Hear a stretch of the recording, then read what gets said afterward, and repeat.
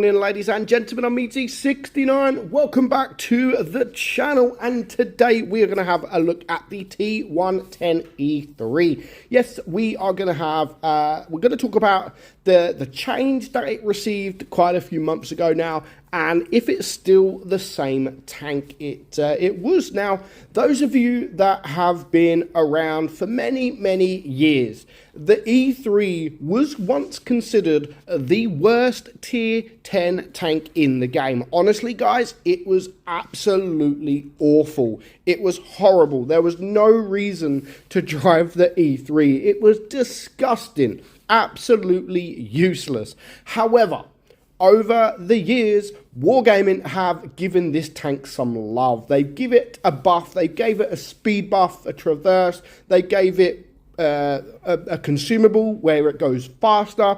It really has.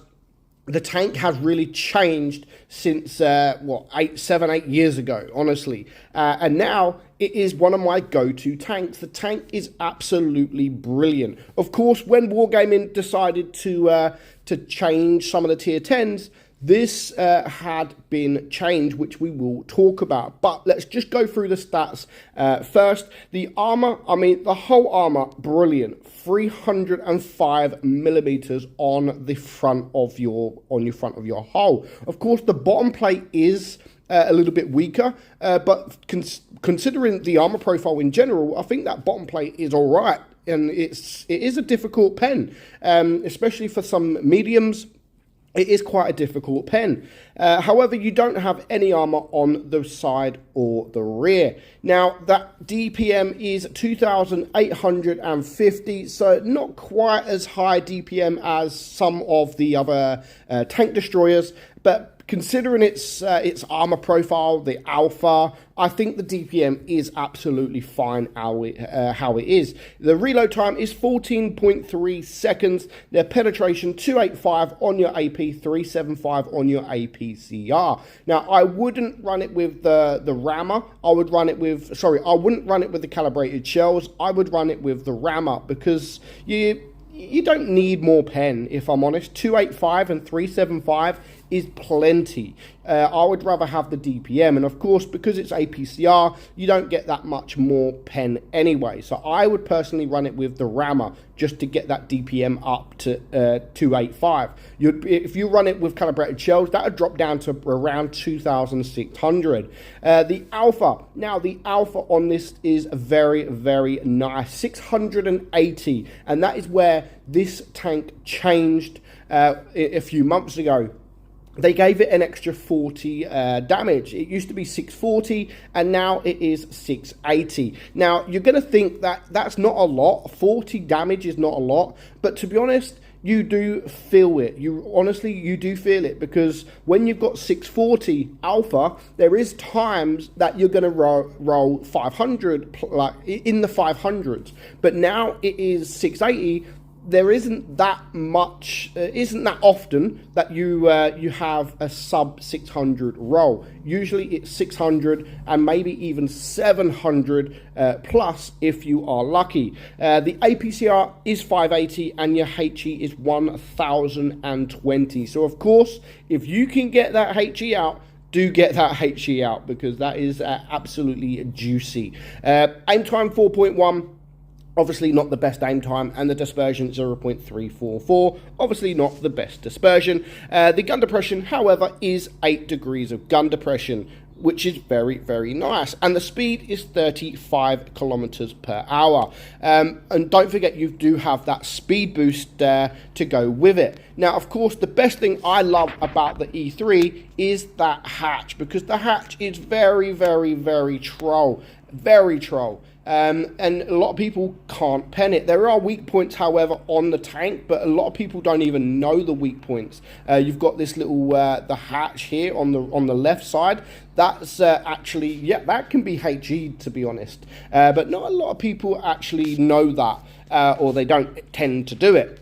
So yeah, it is one of my go-to tanks. I love the tank. Honestly, I say I've always loved the tank. I haven't always loved the tank, but since it got changed, years ago, a couple of years ago now, well, quite a few years ago, it's always been one of my go-to tanks. Now, I play this anywhere. Like, I can play it in ratings, I can play it supremacy, encounter, anywhere. I absolutely love it. Now, I do not ever play this tank like a TD. It is a front line tank destroyer, and I think it feels a lot better when you're driving it on flat maps, just like we are here, because at least then I can push. It's very difficult on a map like this. I do honestly think this is probably one of the best maps for this tank, because you've got so much around you, and tanks are not really able to get behind you. And if they are, then you could just turn around and they can't really circle you. But there are a few maps, of course, hold down. There's a few hold down maps. Dead rail, if you can get to the middle, is a very good position to be in. And a few other maps as well. But I like, in this tank, I love this kind of map where it's a flat ground and you can just push forward and yeah, just bully the enemy team. But of course, make sure you're facing the team. That is the most important thing. Make sure you are facing the enemy team. Otherwise, you will get penetrated, because the side armor and the rear armor is not the best. But yeah, it's one of those tanks that definitely is worth grinding. And it just, honestly, it makes the E4 look horrible. The E4 is not a bad tank, but I've always said the E3 just wipes it all over the park. There is no reason to play the E4 if you've got an E3. Of course, the E4 does have a turret. We know that. It's got a turret. It can turn. The E3 doesn't, however. But yeah, I mean, look at that roll. 735 for just a normal roll. It wasn't even a high roll.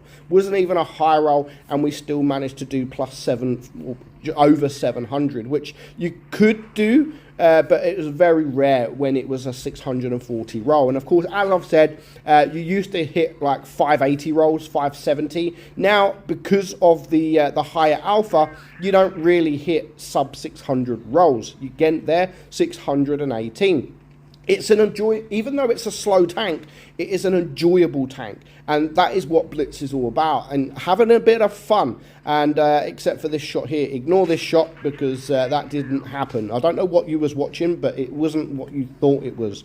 But you know, it doesn't matter. We're going to get away with it. Of course, I'm going to go for this object. I'm going to leave the T95, because he's not really a danger to me unless he gets behind me. But of course, I'm not going to let him get behind me. Instead, I'm going to get behind him and fire a nice juicy 920 roll into him, and 4k damage. You know, that was easy. That was easy, and that was on flat ground, and we managed to do that very easily.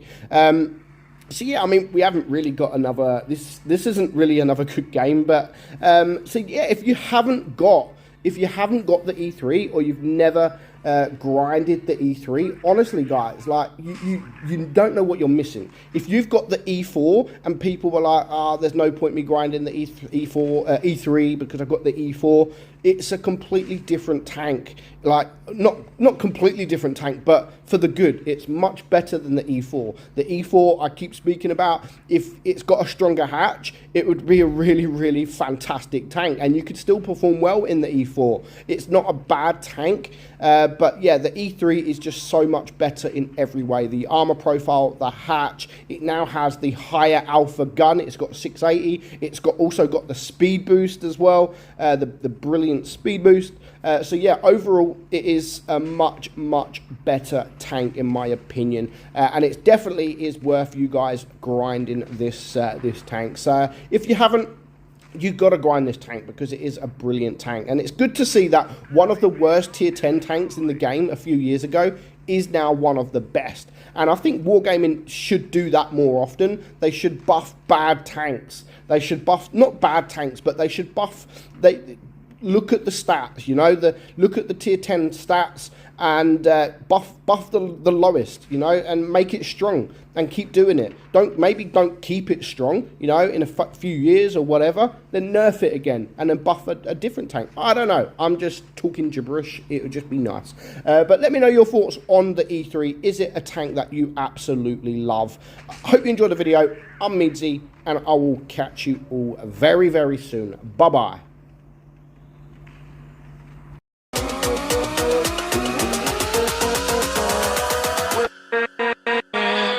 with